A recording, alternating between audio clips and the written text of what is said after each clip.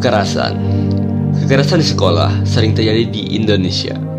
Dari tahun 2021 hingga 2022, jumlah kekerasan di sekolah naik sampai dengan 16% yang dilakukan anak usia di bawah 17 tahun. Dan itu dilakukan di sekolah-sekolah di Indonesia. Hampir setiap sekolah yang ada di Indonesia pasti terdapat kasus kekerasan di sekolah dari tingkat SMA, SMP, sampai ke tingkat SD. Bagaimana kekerasan tersebut dapat terjadi? Biasanya kekerasan dilakukan dengan banyak hal seperti kekerasan verbal, fisik, dan elektronik.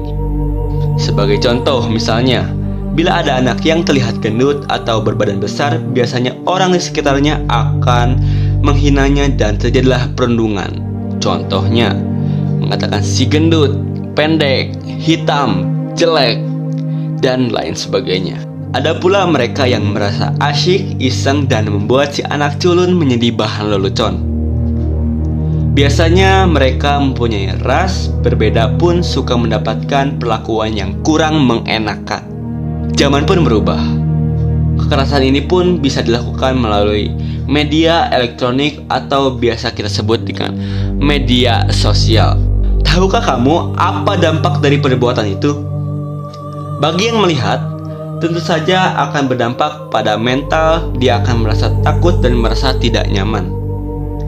Bagi pelaku, biasanya akan mendapatkan sanksi bertahap dari orang tua, pihak berwajib, atau guru, persidangan, dan bisa sampai akhir di penjara. Korban. Sebagai korban, akan berdampak seperti sering absen dan bolos sekolah, mudah emosi atau labil, sering terlihat ada luka dan memar, atau yang lebih parah, bunuh diri. Apakah kamu siap menerima semua perlakuan itu? Karena jalan kita masih panjang untuk sebuah kebaikan.